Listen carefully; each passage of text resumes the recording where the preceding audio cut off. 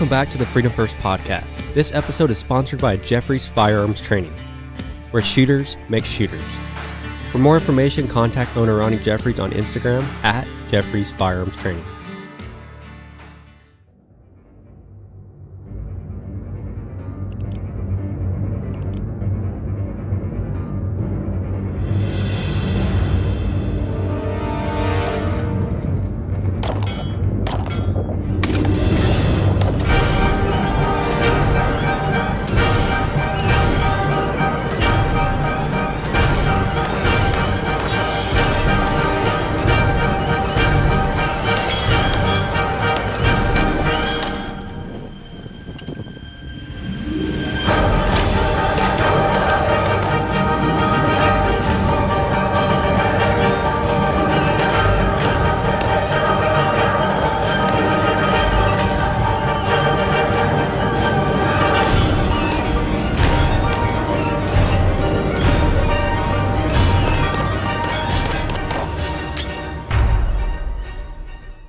The day that changed everything. Within a month of becoming the squad supervisor for 3 counties around Silicon Valley, my career path changed forever. August 5th, 2005 marked the longest, most challenging day of my career. That morning, 2 other game wardens and I assisted the Santa Clara County Sheriff's Office marijuana eradication team with an allied agency arrest and eradication operation on a Mexican drug cartel's marijuana grow in the densely wooded mountains above Silicon Valley. While stalking to the grow complex, a heavily armed crew of cartel gunmen ambushed us. Although the gunmen only got 1 shot off before we neutralized them, that 1 shot hit my young partner through both legs, causing massive damage and blood loss. It was agonizing. I kept him alive and out of shock during the 3-hour wait for an air rescue, and I was unsure if he would survive the gunfight. We were blessed that he survived and recovered to become one of the most distinguished game wardens in our force today. That gunfight catalyzed the egregious environmental destruction drug cartels wreak throughout California and other parts of our great nation. They poison pristine waterways, kill wildlife, and threaten outdoor enthusiasts. With game wardens on the jurisdictional forefront of protecting wildlife resources and public safety, especially in remote areas, it was time for us to make neutralizing this threat a priority. Wow. That is an excerpt from the book Hidden War, How Special Operations Game Wardens Are Reclaiming America's Wildlands from the Drug Cartels, written by our guest today, retired game warden, Lieutenant John Norris, Jr. Man, we've been looking forward to this conversation for a long time. We've connected with John, and we're excited. John is a recently retired game warden for the California Department of Fish and Wildlife. He started the California Fish and Wildlife's first special operation team, which is called EMT, Marijuana Enforcement Team. We talked about how game wardens are working to reclaim California public's land from these cartels. John is also in a band called Area 56. He runs marathons, triathlons, and he even raced the Baja 500. It was a pleasure talking to John. He has 2 books out, most recently the book called Hidden War, and also his first book, War in the Woods. If you want to purchase these books, you could go to John's website at johnnorris.com. You could also find the links in this podcast. I want to thank John for coming on. It's such a powerful conversation, and it definitely hits home if you're living in California or anywhere throughout the United States. I hope you enjoyed this conversation today, ladies and gentlemen. Please welcome retired Lieutenant Game Warden John Norris, Jr. Welcome. You have now entered the Freedom First podcast, where we have conversations with some of the most interesting human beings on the planet. People who live and breathe a Freedom First mentality. All right. Hello, everyone. Today we do have on a special guest, California Department of Fish and Wildlife. He's a retired now Lieutenant John Norris Jr. So welcome to the show. Hey guys, great to be on. Thanks for having me. Yeah, it's a pleasure. It's a pleasure. And, I've been so excited about this for the last couple of weeks. I know Eric has too. And listening to you on Rogan, on Andy Stump's podcast, on Stephen Rantella's podcast, we've been super excited and just happy to have you on today. Well, I'm So, really excited you guys reached out. And, I started following your platform when you did reach out, and it's really cool the message you're putting out, so early and the number of followers and, both being men of service, in the law enforcement community and doing what you're doing. Kudos. So, and, through COVID, guys, when we can't, I haven't been face to face in a podcast studio for the better part of 9 months until just a couple weeks ago on the John Bartolo show in Vegas. And if we didn't have Zoom and we didn't have these, type of formats to actually carry on these conversations, we couldn't get the message out. We couldn't share important knowledge, especially now through this pandemic of, everything from backwoods public safety, environmental crime issues, all of the craziness going on in the world, especially in our country. So great timing.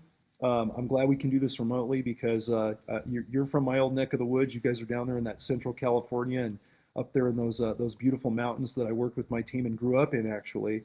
But as you guys know, I'm now relocated to Montana and still get to California a lot, do a lot of business, have a lot of friends, still love the state. But we're doing it remote, man. I'm all the way up on the Canadian border. You guys are down there, east of the, in the Central Valley, east of the Central Valley there. So this is pretty cool to be able to have this conversation so cleanly and clearly so far apart. yeah, it's pretty cool. And just the advancement in technology is incredible. And just, a fellow desert racer, in law enforcement, and then obviously with a lot of these issues that you've dealt with right in our backyard in the Sequoia National Forest, Tulare County. I know you guys have worked with Tulare County Sheriff a little bit here and there, quite a bit. So we're excited to get in this conversation today. So, John, we do have a quick segment we call the Freedom Minute. It's just some rapid fire questions to get fired up and kind of jump into the conversation today. So, I'm going to go ahead and kind of start with the first question. And I know this is a big one for you. The question is, what is the most memorable moment in your career? I've had a lot of them. I was really blessed. I know you guys have heard a little bit of this on other podcasts, but I've never had that exact question asked in any podcast. So kudos for asking it. I'm glad you did. In a 28-year career, it felt like 10 years because it was so dynamic and it was so fun. Not to say every day was fun. There were some crazy days, as you guys know, knowing my history a little bit. But the most memorable wasn't the best positive day. The most memorable was the day, August 5th of 2005, when my partner Warden, who is codenamed Mojo in my first book and in Hidden War when it's referenced, but in both War in the Woods and Hidden War, I talk about when Mojo was shot by a cartel gunman on our very first, actually our second, cartel trespass, tainted cannabis grow eradication operation way back in '05. And this is way before we had a specialized tactical unit in Department of Fish and Wildlife. We were game wardens helping out really cool supportive sheriff's deputies in the Silicon Valley. And we were undermanned, we were undergunned. The grow was a lot bigger. We hadn't seen the type of violence that we would later learn to be a mainstay in these clandestine grow operations. And my partner Warden, who had been fresh out of the academy and been working about a year, great game warden, trained him in the academy. We worked together all the time. Almost died that day. He was this close to not making it off that hill, and by the good graces, he did survive. And when all that happened, that 20-hour day, if you will, kind of changed my life, my career, the focus of the depth of aggression and violence in certain environmental crimes, namely the cartel embedment within America, doing not only the clandestine cannabis, tainted cannabis, black market production, but all the other crimes they do, human trafficking, the sex trade with kids and child trafficking, methamphetamine production and distribution through the U.S., counterfeit narcotics, the fentanyl that's killing thousands. These groups are embedded in everything, not just what we focused on and what we continue to focus on in California on what our marijuana enforcement team, my brother's still on the tactical unit, grinding every day, fighting the fight. That's just one element of the type of criminal we were dealing with on the wildlife protection front, which game wardens really hadn't come across. So that was by far, long-windedly, the most memorable day, because it was also the most relevant day of my career, of what it led to and what our department transitioned into, is encompassing that mission as part of an objective and a priority that we never envisioned before then. Right, and it just goes to show you that your most memorable moments aren't always the best or always good. Yeah, exactly. So it's safe to say that that was like the turning point kind of in your career, to where it went from, hunter safety and kind of focusing on that aspect and going into the cartel stuff and realizing how big of a deal it is in California. Yeah, Eric, exactly. It was a real eye opener, and I knew when that incident happened, I'd actually, like I go into in my first book, in War in the Woods, the very first grow site I had found about a year before that. And me and one of my civilian biologist buddies that I grew up with, that was working on his master's thesis at San Jose State, we were both there at different times, had a water diversion, had a ton of dead steelhead trout and red-legged and yellow-legged frogs that he was doing his graduate work on. His thesis was on these threatened and endangered species. And we hadn't been across a cartel grow yet.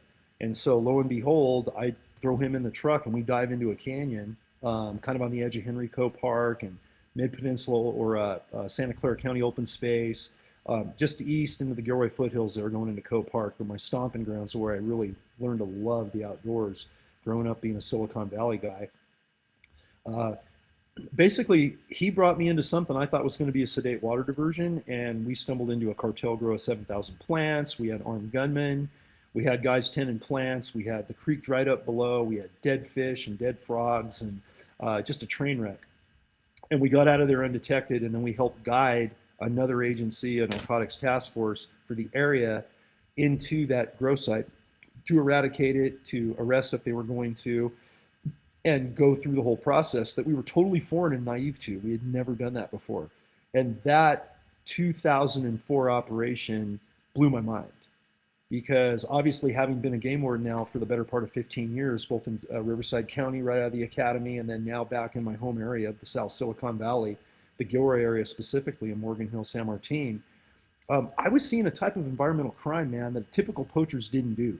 It wasn't a water diversion, to steal water for cattle illegally, or to, take water for a housing tract development and cause a bunch of sedimentation and siltation in a creek that's impacting negatively your wildlife resources.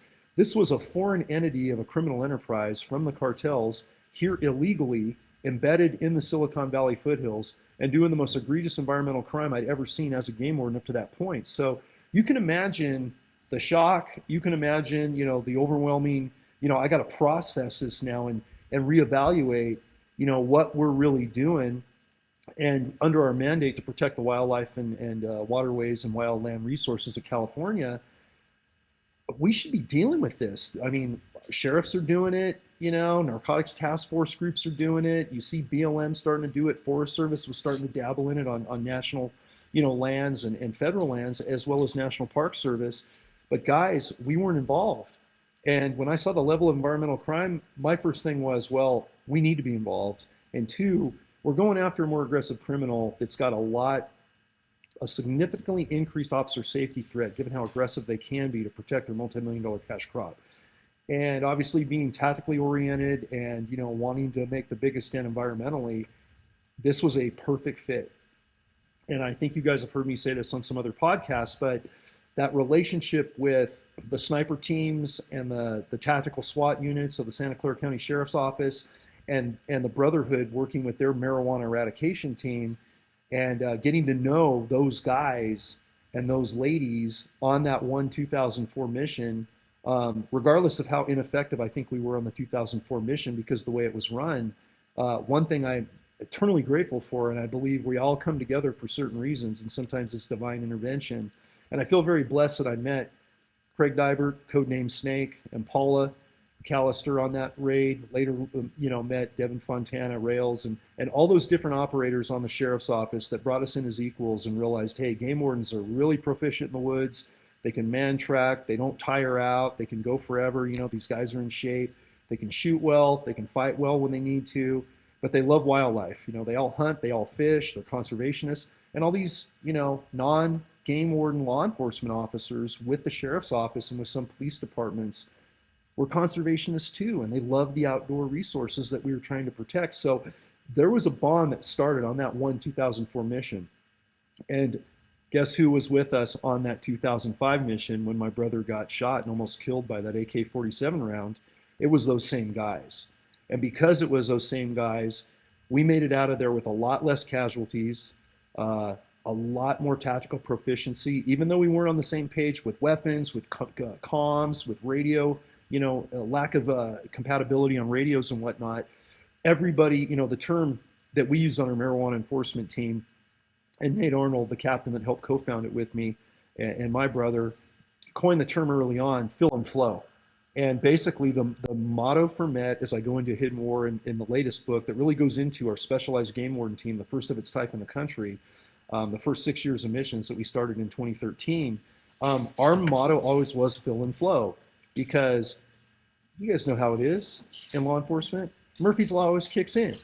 You can have the best operations plan, you can have the best contingency, the best logistical support, the best admin support, the best equipment, and have this thing as buttoned up, as tight and as safe as it can, and something goes crazy on that arrest warrant, something goes crazy on that high-risk entry, something goes crazy on that drug bust, that undercover buy, whatever the case may be, and you got to fill and flow. You got to adapt, overcome, and get the mission done safely without getting us hurt, and hopefully without getting suspects and any other members of the public hurt, and it never goes as planned. So knowing that fill and flow was going to be our motto, we were that team that was always keeping an open mind to just be adaptable, to be adaptable. And that's something I learned with the sheriff's deputies when we were under fire, when Mojo was shot, when we had too small of a perimeter to actually counter-track the men that were throwing fire towards us with their assault weapons, these cartel operatives, because we were all trained in tactical man tracking, going after not just finding somebody and backtracking somebody that's lost, but we were trained to go back and man track a deadly threat that's on the run and wants to do us harm. How not to walk into an ambush, how to set up what you need to do tactically. And without going into too many trade secrets, those were the guys we were working with that day. And that's why the bad guy only got off one shot. That's why 3 of us returned fire fairly quickly. And, I wish it had gone a little bit. I certainly wish my partner had never been shot in this deal and we had come out without any casualties.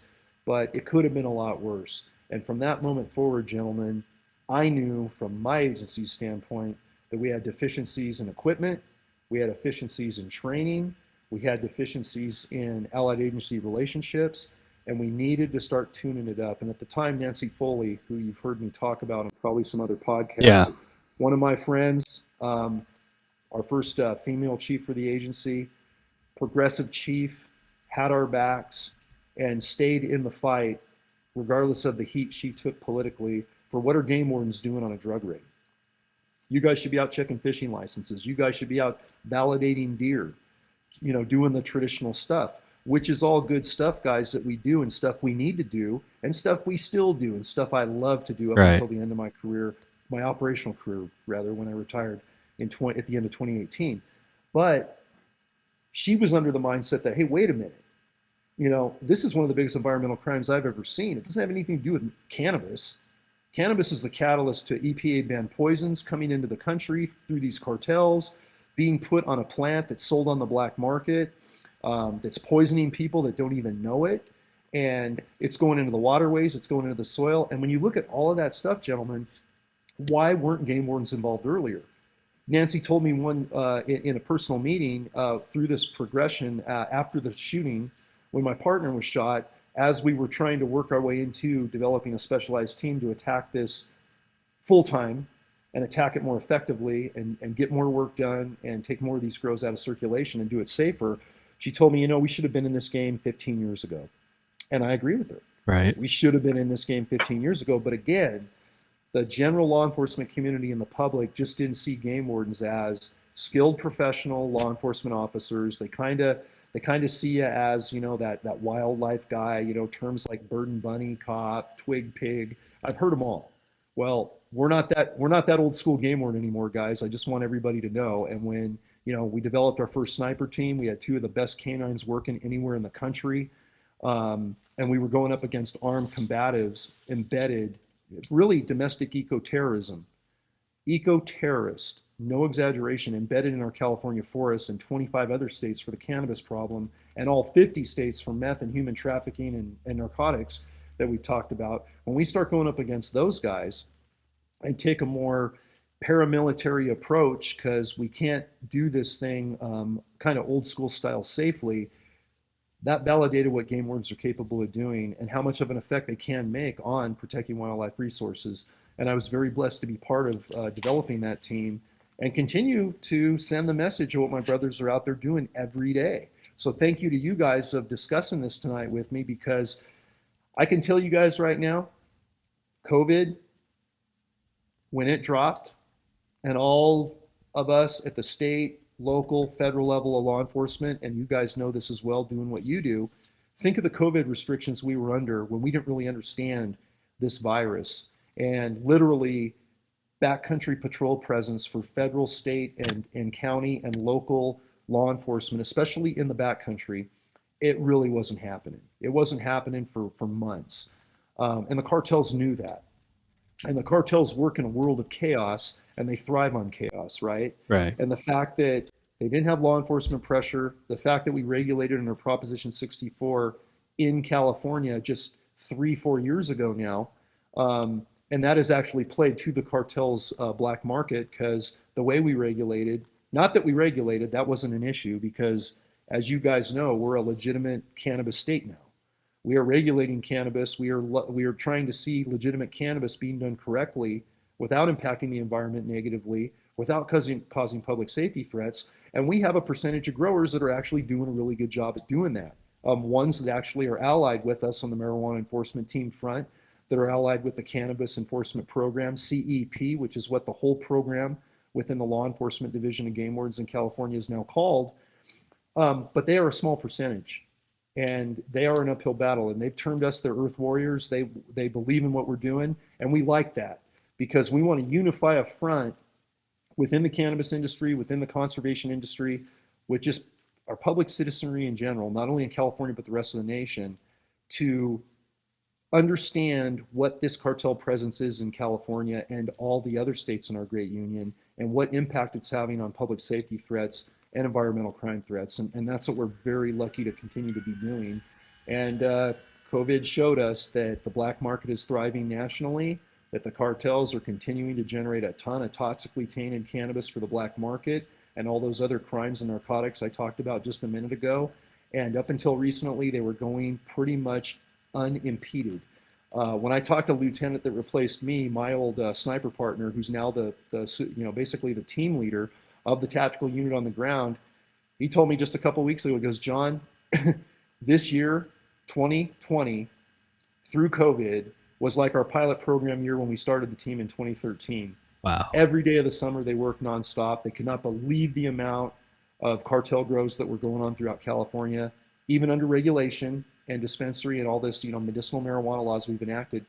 And on top of that, the number of really aggressive weaponry they saw, AR pistols, AK-47s, punji pits and other booby traps, counter tactics to stab our canines, all of which I got illustrated photos, and I talk in depth when I outline certain missions in my new book, Hidden War, because I really wanted to get the message out that this is not just a typical poacher.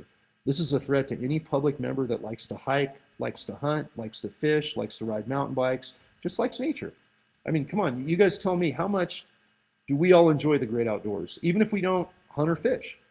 I mean, how much of a spiritual reward is it to go out and breathe fresh air, see a sunrise, see a sunset, listen and see a creek flowing, in the national forest that you guys are so close to, and how much it just calms us down, and what a great resource and outlet it's been for America through COVID, when depression and suicide and all of these impacts that have negatively affected us as a population in this great country, what this pandemic has done to us, because we're so caged up. We're under lockdown, we're under restrictions, we're wearing masks, we can't go to the movies, we can't go to restaurants, we can't even interact with our family, but we can at least get on a trail, we can at least have some hope of breathing fresh air, get grounded in that and have some hope.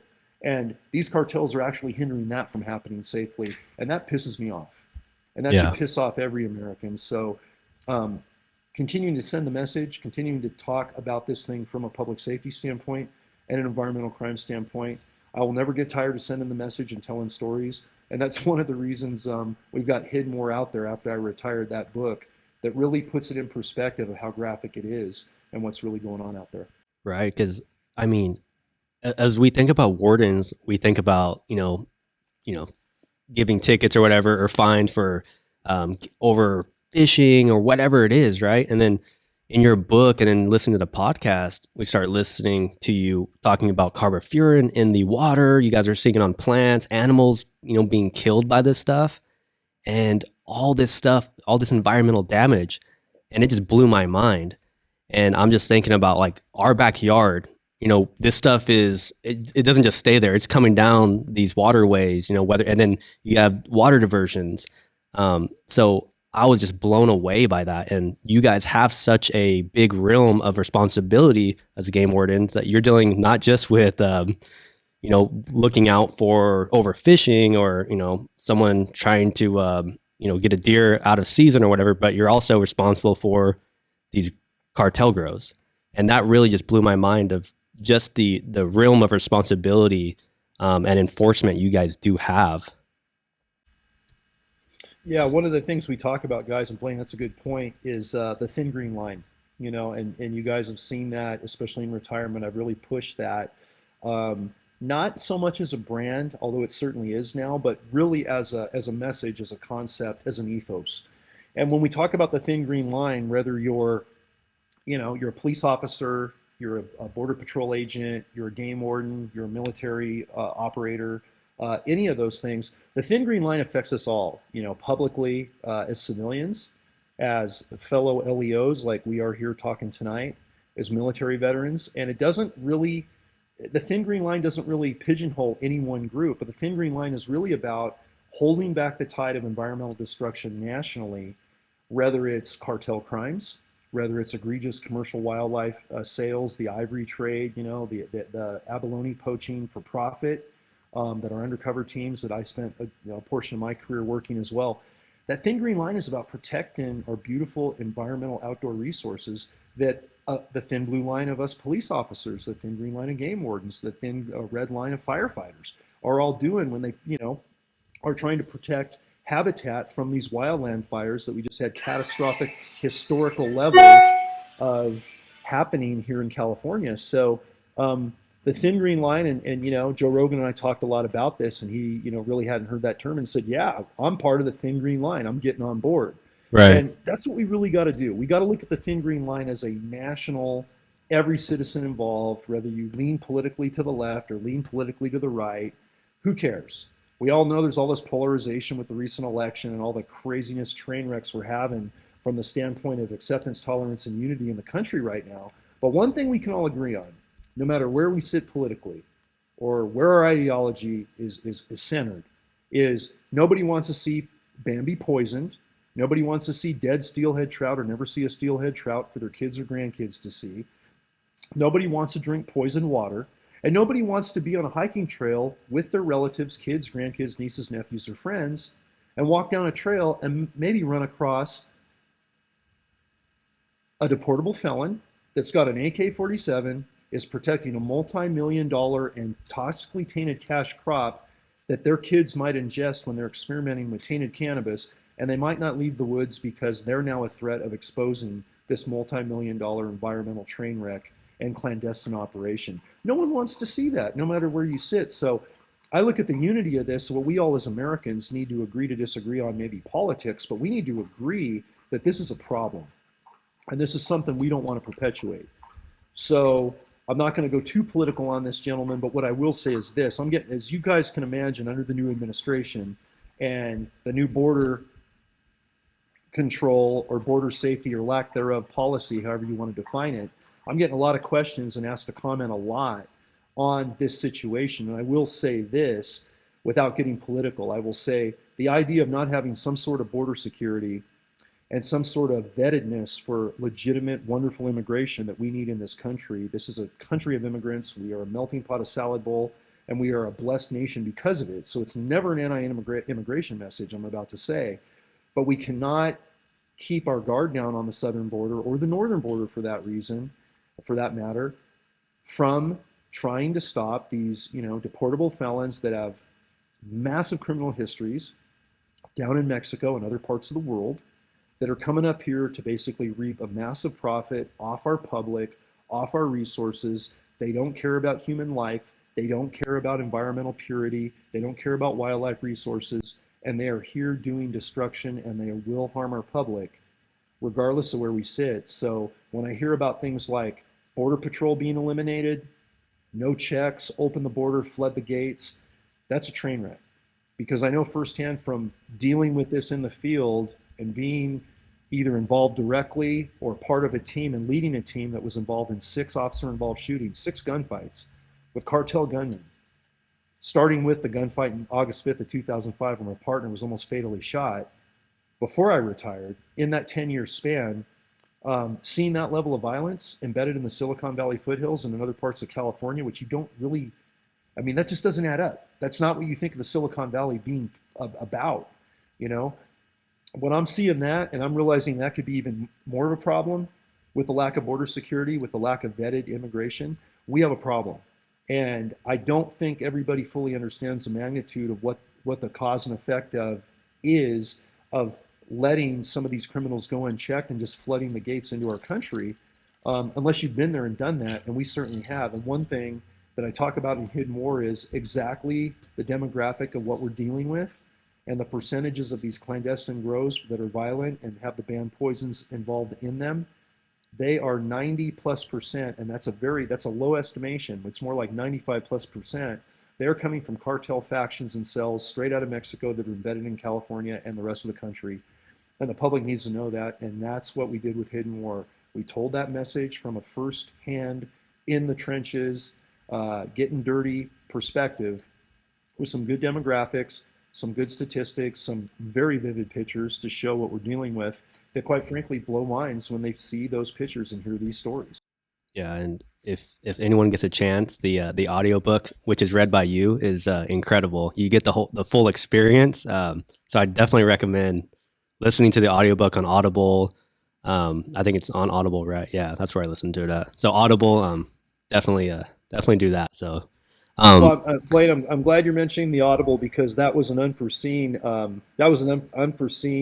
really cool experience to read for that Audible. I had never done anything like that. You guys can imagine, it's one thing to write a long book, but imagine being in a studio 3 hours a day for a week, trying to read what you wrote and going, do I really want to read? This is weird. Yeah. My own stuff. And you put that out, like, who wants to listen to me read this book? But the cool thing about doing that was, especially in COVID, and before COVID, we're a population now of movement. And where are we getting our information? We're listening to podcasts like this one while we're driving somewhere. Right. Or while we're working at the office, or while we're doing laundry or yard work, or I'm working tinkering, at my house up here or whatever. And so it's podcasts and it's Audible books that have really become a great medium so people can listen. They don't have time to sit down and break open a book as much as I like that hardcover or that paperback, and I prefer to read. I can tell you right now, I very seldomly have time to read recreationally with all the writing or reading I have to do professionally. And it's sad, but it's just the state of the world now. Social media, how fast everything is in the digital age. So to be able to read for that was really cool. And I got to give a shout out to Trammell Starks, who's a Billboard artist, music producer out in Atlanta, in Georgia. And I was connected with him through Liz Lazarus, who's another author. Grateful to her, because when I met Trammell, we didn't only have doesn't only do amazing Audible books that he does original scores for, and you guys heard the music in the Audible, and you heard the sound effects. That was cool. The intros and canine barks, gunfire where it was appropriate. Didn't overdo it, didn't underdo it, but he did just a fantastic job. And the cool thing was, since he's a music producer, I'm part of a cover rock band up here in Montana, and I'm one of the lead singers with 3 other great guys, and we cover all this classic rock stuff. Music's a big part of my life, as you guys know, from the bio. When Trammell learned that, and to be in a tier 1 studio that I'd never been in before with that type of equipment that we were using to read for the Audible, But then we had time on that last Friday. The book was done. And he goes, well, let's do one of your cover tunes. Let's put in the tracks and get on one of my really expensive mics and let's do this. Awesome. And so we actually produced one of the songs I cover, a Poison song, back from an 80s rock cover, one of our ballads. And it was just kind of a magical experience. And to be able to do a book with him and do a little bit of music, and I think there was a lot of energy in that. And I think what I'm hearing from readers, and I'm very grateful and blessed that this is the overall response, what you said, Blaine, is people kind of feel like they're there. Yeah, exactly. Exactly. And that's kind of what we're going after. And again, I'm doing this with no experience of reading an Audible book. So it was a fill and flow moment for Met to read for an Audible book. And it was really cool. We did a great job. Yeah, it's awesome. It really sucked. He killed it. So I appreciate you saying that. Yeah. So did you want to follow up on these questions or? Yeah, real quick. I kind of want to know where I can find the John Norris track at. Oh, it hasn't been released yet. Okay. I have it on an MP4 file. But I can tell you this: I'm going to be hooking up with Trammell again, and we're going to do just music. We're gonna Awesome. do just a mix of covers. It's not going to be a monetary thing. We're just going to have fun. That's cool. We're going to pay tribute to the artists that I cover, and we did that over a year and a half. We did that over a year ago. So that was when I was just starting to embed with Area 56, our rock cover band up here in Lincoln County, Montana. Since then, we've been shut down from COVID. We had 5 gigs last year during COVID. They were all outdoors, and for other bands that just nobody gigged. Big professional rock bands like I'm doing some work with the guys from Shinedown. Oh, nice. The guys, Barry Kirch, the drummer is quite a conservationist, quite a 2A guy, quite an outdoor cook, and we've really connected. And we're going to be doing some stuff together. I'll just leave it at that. I can't give away more on that, but we had him. He and I were both on a podcast together, Silver Spear Talk, that my friend John does. He's the security director for Shinedown when they tour worldwide. And Barry and I kind of met on that podcast and had a great time. Barry's going to be a guest on our Thin Green Line podcast actually this week that we'll release at the end of the month. And one thing I noticed talking to him about his band on a much grander scale, being the multi-platinum world touring rock band for 20 years that those guys are, and we're a little cover rock band here in Montana, is the experiences were kind of the same. When you can't do music, when people want to hear your music, whether it's 2 people in the audience or 200,000, it doesn't matter. When you want to perform, when you want to do music or even practice and rehearse with your bandmates, and you can't do that, it's heartbreaking, And that was one of the things in COVID that Barry and I both experienced. And, my bandmates, Josh, Mike, and Seth, my brothers up here in Area 56, and Brent and Eric and Zach, Barry's partners in Shinedown. Those guys, he said it best. They got off a plane from the European tour at the end of December last year, and they were going, starting on an American, basically the U.S. tour. I was actually going to go and hang out with those guys because they had reached out up here in the Northwest, and they got shut down. And they haven't done a gig as a big band Shinedown since COVID dropped. And up until recently, they hadn't even seen each other. So you can imagine how that affects, especially if that's your livelihood, right? Sure, yeah. Definitely. And those are your brothers that you've been rocking with for 20 years. They're kind of their own little Met team as musicians. That's awesome. They built everything together. And our little rock band up here, even though it's not our main income by any means, I miss my boys, For sure, yeah. And, especially I'm the newest guy, and it's a challenge for me, singing with some real talented, amazingly talented guys, a 3-piece band that does kind of like what my favorite band Rush does. They sound like 6, but they're 3, Heck and yeah. sometimes more, and they kind of do 2.5 to 3 jobs each. Kind of a joke we have with our band, but that's hard. That's really hard, and that's that lack of community we have, and not being able to integrate. And it's been nice to get back with them and have a little bit of normal life through this COVID thing, and start to practice a whole lot of new music that I can say will probably be on this cover conglomeration I do at Trammell at some point. Some amazing songs, because we've gigged very little, but we've got to learn new stuff. We call it our Woodshed Winter Session, and we've had some of the best experiences learning this new stuff together that they'd never done before I joined. So it's a real honor to be part of that and fun. I look forward to that. And whenever you guys do start your gig again, we'll have to get to Montana and go check them out. We'll definitely go check you out. I'd love to have you guys up, man. Yeah, that'd be awesome. And introduce you to my brothers, and we always do these big outdoor, moderate size outdoor festivals where, you got like the Yak River flowing in front, and it's outdoor cooking. And That's awesome. I think one of the highlights was 4th of July last year. We did a 4-set gig. We were the second act of a 2-act 4th of July celebration up on the Canadian border. And I think that was the first gig where I really felt like really comfortably part of the band, where we had our game kind of down. I knew what my role was. We play like 4 sets of music over 4 hours, somewhere in the neighborhood of 60 to 70 songs. So it's a long night. But when you have all these people that have been shut down from COVID and just buttoned up and haven't been able to share music or get out in the community, even a little mountain community like we have up here, and now all of a sudden they're celebrating and they're lighting off fireworks on 4th of July at midnight under a full moon, with the Yak Mountains glowing in the full moon and the river in front of us, and we're rocking out and doing encore songs at midnight. You can't touch that. That's awesome. I mean, that was just a magical experience, man. And not only for us as musicians, but just to see the community and everybody coming together through COVID. And that's what we're lacking in this world right now. So as soon as my buddies from Shinedown and all the other rock bands that we cover, that we admire, can get out there and start rocking again and get people to have that musical outlet safely, we need that. And we're going to see a lot less crime and a lot less heated attitudes, and a whole lot, maybe a little more acceptance, tolerance, lack of a better word, versus all this, left bashing the right back and forth going on, that especially us in the LEO side just can't handle anymore, because it's getting pretty darn dangerous, as you guys know. And I know I'm preaching to the choir on that. Yeah, definitely. Human interaction is one of the main therapies for people in general, just having that communication.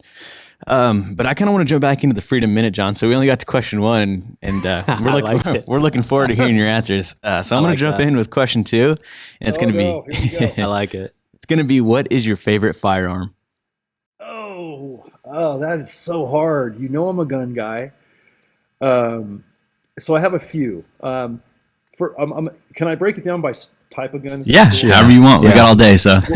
Let's talk handguns first, because as you guys know, that's our primary everyday carry weapon as LEOs.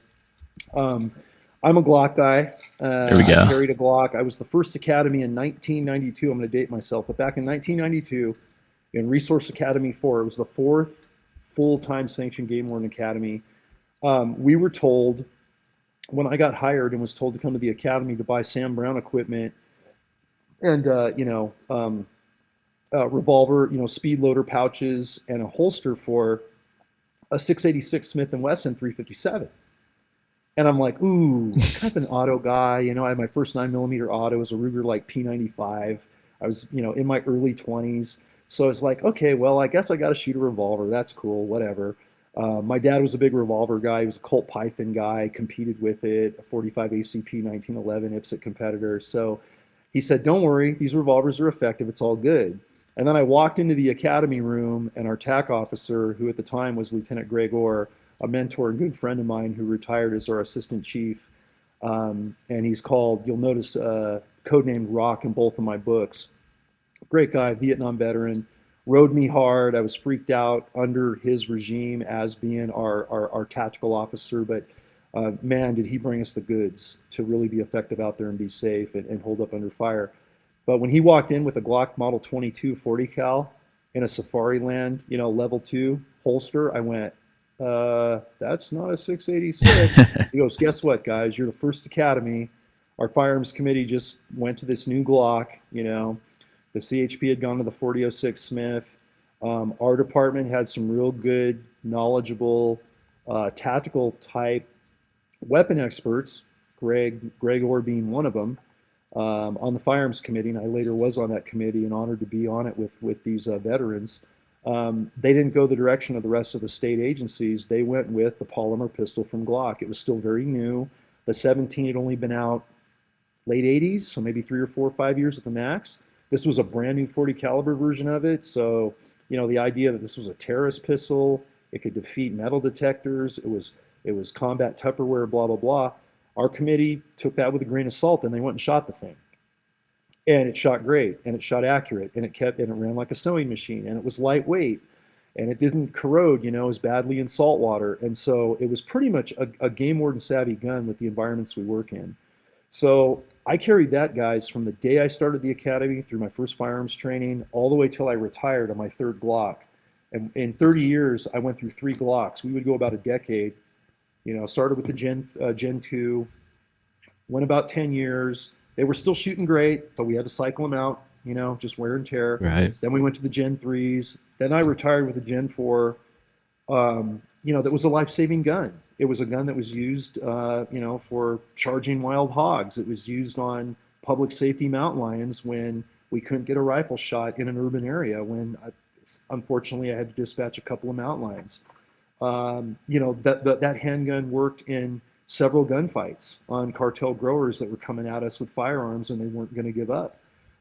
So like Glocks, don't have anything against the other companies. I shoot SIGs as well. Love Sig Sauer. They've sponsored our TV show, Modern Shooter, Recoil TV film series that I run. SIG's a big part of sponsorship for my Recoil, the Recoil magazine and the Gun Digest magazine brand that I'm part of. That actually, it was the Gun Digest side of the book side that published Hidden War. But I've always just shot Glocks primarily because of the way they shoot, the way they point. So I run a lot of Glocks now. So I'm going to put that as my overall favorite handgun. When it comes to a carbine, that's another thing. I've got several ARs. I'm a big fan of my LWRC because it's a piston driver and it's built, to meet all the requirements that the HK416 can handle. It's a heavier gun, but it's bulletproof. And then I have a lot of different ARs, but I really like my SIG Rattler in 300 Blackout. I'm up in the state of Montana where I can have a SIG AR pistol and I can have it suppressed. And I mean, that thing is a home defense gun, gentlemen. It's an outer perimeter, a 200-yard gun, because we have timber wolves, we have grizzly bears, we have predator threats coming in on our pets. And you can take a 300 Blackout Rattler suppressed, and you can make a short shot on a buck that you're going to harvest for meat, which we actually did this November hunting season. We had a lot of big bucks rutting right here in the yard, and I border national forest. So while I'm out pounding the high country, going up hard for a big buck, I got family members right here seeing them coming through, the yard and going, well, that's a real nice buck. Target of opportunity, and the Rattler was christened on its first deer this last hunting season in November. And it was That's awesome. So really a fan of that. And the last gun I'm going to throw out there, and I got to give a major shout out to Altera Arms, previously named Axial Precision. They were very gracious to sponsor me with firearms right after retirement. And they are a company out of Idaho that are fairly new, but they build very high-end, kind of that buy once, cry once category of ultra precision, accurate field rifles, kind of like Gunworks, to compare them to that. Sure. And I have one of their 6.5 Creedmoors and one of their 300 PRCs. And from a long-range shooting perspective and my history as a sniper with the agency and being a hand loader for ultra accuracy and kind of a OCD nut on hyper accuracy firearms, these weapon systems are amazing. The best in carbon fiber technology, the best in steel, the best in blueprinted actions, and they all shoot amazingly accurate with factory ammo and with hand-loaded ammo. And they are my premier go-to guns now for tactical use, for hunting, close, far, you name it. Anything Altera Arms makes in their Convergence, in their their Altera rifles, you name it, they make some good stuff. So long-winded, there's 3 favorites. And I'm not dissing any other companies because I shoot other stuff too, but those are my 3 favorites. Awesome. That's awesome. Thank you. So John, as a musician, what is your favorite band and favorite song to perform? Wow. My favorite band is definitely the power trio out of Canada, Rush. Shout out Rush. That unfortunately had to stop being a band when Neil Peart after the R40 tour, as I think you guys are aware. Yeah. He had to just stop drumming. He was already in his 60s, and anyone that knows Neil Peart, whether you're a fan of Rush or not, you know what an amazing just one-off drummer he is, and just the exertion he has to put out there in order to perform a 3.5 hour show that Rush does. With the complexity of the drum parts alone in their music. He quit, and then sadly And I get kind of choked up thinking about it because he was such an influence in my life, lyrically and with his writing and motivation through a law enforcement career. Actually, my sister as well, and our family growing up. Neil passed last January. It's just been a little over a year now Right. from a brain tumor, and he was only in his 60s, and he hadn't been out of Rush very long, and that shattered the rock and roll world, especially the Rush fandom, if you will. So we cover one, and we're working on two or three, a second and a third Rush cover with Area 56 here up in Montana. And they actually, my brothers in the band were covering one song, New World Man, from the Signals album, before I joined the band. And that's how I met them. I met them when they threw me in to try singing New World Man at a gig, not a practice, not a rehearsal, at a VFW Veterans New Year's Eve gig 2 years ago. I've thrown it right in.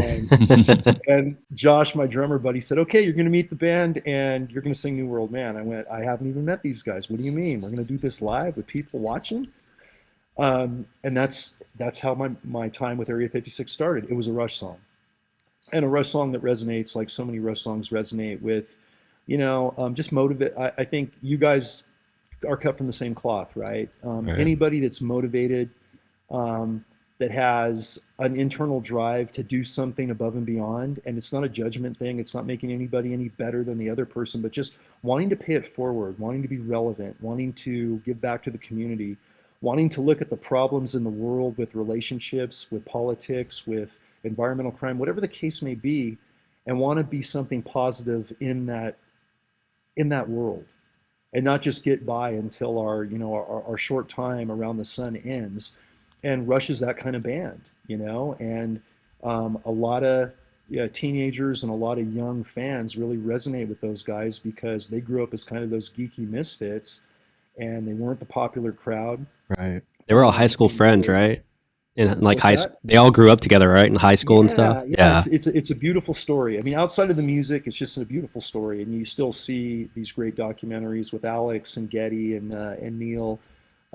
They were high school buddies, and they were, you hear of all these bands where their egos get so big, they get so huge, and they deteriorate, and they can't even talk to each other. They hate each other. There's lawsuits.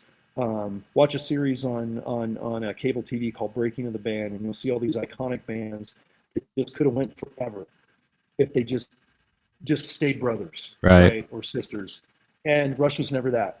They made decisions collectively, and if any one guy wasn't comfortable with the song, or any one guy wasn't comfortable with touring, they're like, no, then we're not doing it. Sure. And sadly, when Neil got sick and said on the R40 tour 5 years ago, said, "Hey, this is my last tour, guys. I am done. It's too painful on my body, and I'm not going to come and perform at a lesser level for the public. I'm too much of a perfectionist to give this audience that's given us a great living for 4 decades." The band stopped, and then after he died, it definitely stopped. Right.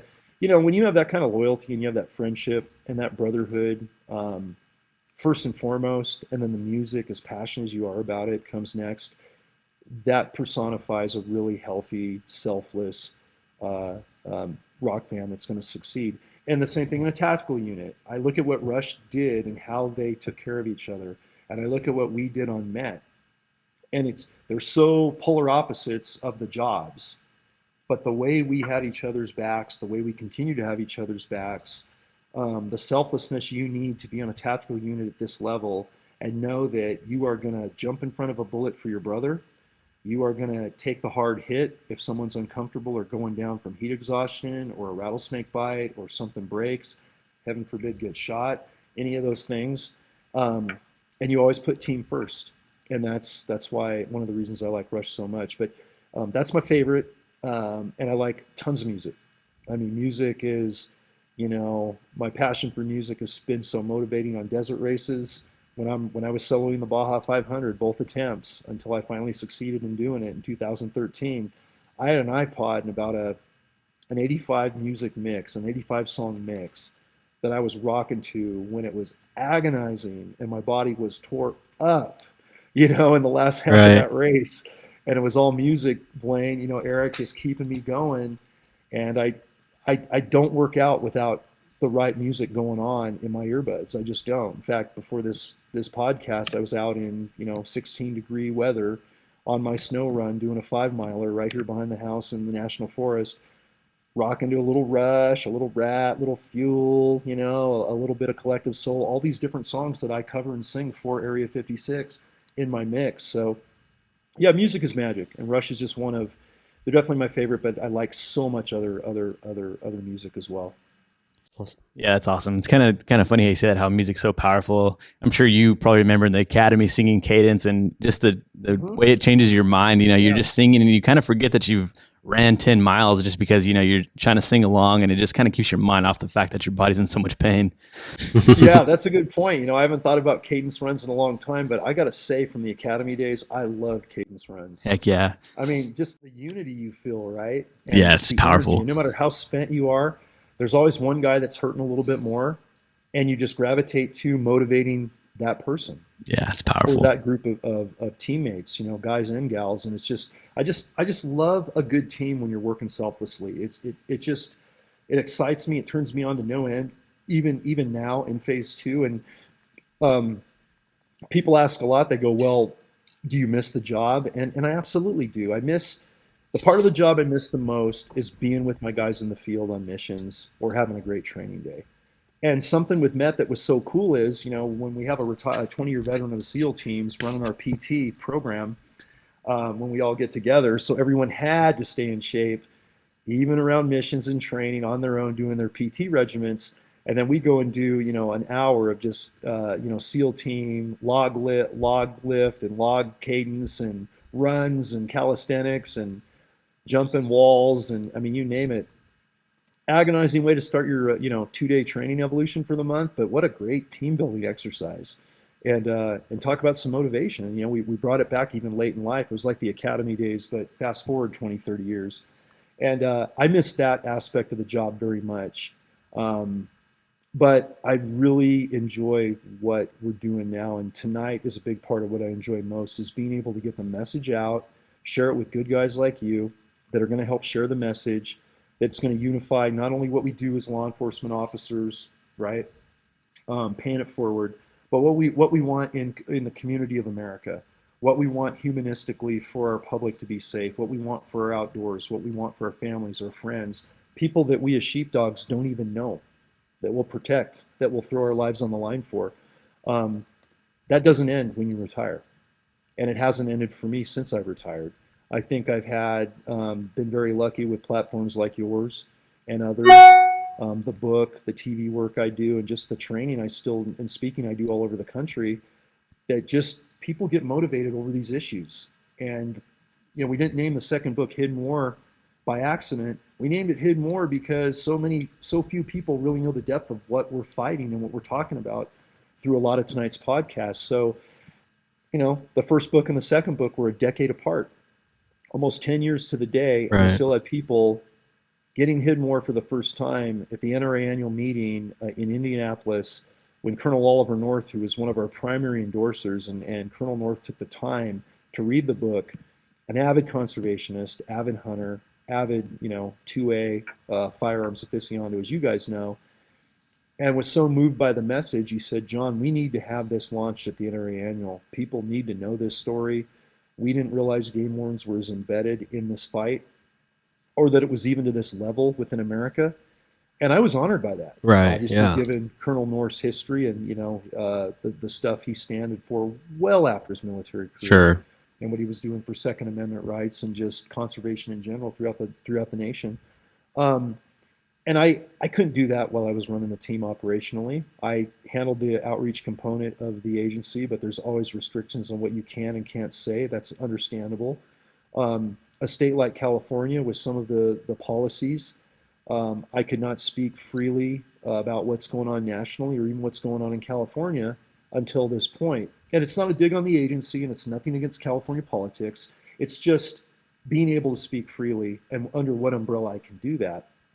And I needed to be out of phase 1 operationally to do that and be able to speak freely on platforms like talking to you guys tonight. So the team recognizes that. They're out there doing the heavy lifting. I continue to sing their praises. I continue to tell the story, and I continue to look at this. I continue to bring the message out. And again, I appreciate you guys for this, of looking at it as not just a California West Coast thing, but a national issue. Sure. What are the cartels doing in America right now? Who's supporting the cartels to maybe erode some of the infrastructure within America? What does China and the cartels have in a relationship? We talk about China, and we're not going to make any accusations in the podcast. We're not going to get overly political. But what we do know is precursor chemicals for fentanyl that are produced in dirty labs down in Mexico that make it into California and then throughout the whole rest of the nation to poison narcotic users all over America. Those precursor chemicals are coming from China, Wuhan specifically. We know that. That is a fact. Wow.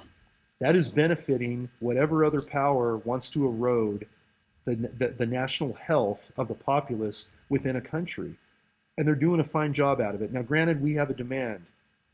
If we didn't have a demand for clandestine narcotics, and we didn't have 40 to 50 million, black market cannabis users, or whatever the number is, it might be a little less than that, we wouldn't have as much of a problem. But that isn't reality. That's what we're dealing with, guys. So when I look at things like that, and I can speak freely on what's really going on in the world with intelligence, it's legitimate, fellow people in our circle on social media that care very much about the health and the sanctity of our public safety and our environmental resources. It feels very enlightening to be able to talk about it now, and my teammates love it, and they should, because they're putting their lives on the line every day, and they're literally holding back the tide and not stopping it by any means. So let's go ahead and talking about the thin green line, and there's a lot of people that are we need a lot of people in law enforcement, game wardens. We need to grow it and get those younger people interested in going to those fields again. Let's go back to where you started at. Growing up, I know you didn't always want to be a game warden, growing up necessarily. So let's kind of go back and talk about the beginning of your story. How did it develop, and how did you become a game warden to begin with? Yeah, it was, unlike my colleagues in the academy that had been around game wardens since they were kids. Maybe they knew game wardens because they already worked for a state law enforcement agency. They grew up hunting and fishing with their parents or their grandparents, and knew what a game warden did, and loved the outdoors and loved conservation. So they went that direction. I was completely the opposite. I had been hunting and fishing my whole life since I was like 9 years old, with my dad, my uncles, and different relatives that were my mentors in the conservation world. But I had never met a game warden. And until I was actually in college to be an engineer, I finally met a game warden in the backcountry Henrico State Park, that area that was very close to that first grow site I mentioned earlier in 2004. I'm talking about like the late 80s, early 90s. I'm on a storm hike back there with my best friend, Jeff Moore, and my Baja racing teammate to this day. We were just, dumb college kids with a pack horse in the middle of nowhere on a winter break. And, when no one's in the park camping or backpacking, it's pouring rain every night. And we ran into a game warden that checked our camp the first morning we had been out overnight. And the rain had stopped. We had an illegal fire to dry everything out because everything was soaked. And he came in to talk to us about the fire, which you're not supposed to have, but he saw some dumb kids kind of cold with really bad gear. So he kind of let the fire thing go, realized we weren't poaching deer in the rut where all those trophy blacktail live, and that we were just hiking kids and college kids doing our thing. And then I made the point to ask him what he did. And I thought he was a park ranger at first that, was part of state parks that patrolled Henrico Park. And this is in between Morgan, to give people a picture. This is between Morgan Hill and Modesto, right there, right? Yep, exactly. Okay. Exactly, Blaine. It's kind of Henrico Park encapsulates Stanislaus County. A lot of Co is in Stanislaus County from the County Divide Road that's in the middle of the park. Okay. To the east, and then to the west, it's in Santa Clara County, up in the foothills of Morgan Hill, and spans all the way over to Stanislaus County to Interstate 5, pretty much, and then all the way south to Pacheco Pass or Highway 152. Okay. It's the second largest state park in California at just around 100,000 acres, and it's just And it's not very, very much used because everything's so remote and hard to get Got to. it. I just want to paint a picture for the listeners, kind of where it's located. Yeah. Okay. I'm glad you did. Yeah, because I was lax on that, um, but I started picking his brain, and I realized he wasn't a park ranger, and he lived out of the truck, and he lived at home, and steel horse he was riding on. He was living out of this 4x4 like his horse. I mean, he was like old school, and he was his own backup. He was his own key to every backcountry gate, and he had to handle a lot of stuff on his own no matter what he encountered. And I was just completely turned on and excited by that. So I kept him there for a couple hours. He was cool. He was patient with me. I delayed our hike to get to the next camp, which was going to be a long day. So my partners and the people I was hiking with, Jeff included, are like, okay, stop talking to the game warden. We got to hike. It'd be nice to get into camp tonight before midnight when another snowstorm's coming. And that changed my world. I couldn't stop thinking about that encounter. And as soon as I got out of the woods, I went to the criminal justice advisor, a guy named Dr. Michael Rustigan, dynamic, animated, amazing instructor. Told him I was, 6 months or a year into a civil engineering program, and I didn't want to lose ground. And he said, "You're good to go. All that calculus and physics and all that crazy math you're doing in engineering, that's going to more than count for general ed. And you can change majors now." And I did, literally on the winter break. I changed majors, and when I came back to school 3 weeks later after that hike, I was a CJ major to be a game warden. That was it, and I never looked back. Awesome. Nice. So, and then from there, it kind of, so where to go from there? You came back and started majoring in criminal justice, and then you finished your degree. Yeah, I finished my undergrad degree, and there was an affirmative action going on in California, and I was not a military veteran. So unless you had military veteran preference points or you were part of the affirmative action list, they weren't hiring many white males. So I was told I was going to be like in a holding pattern on the list for like a couple years.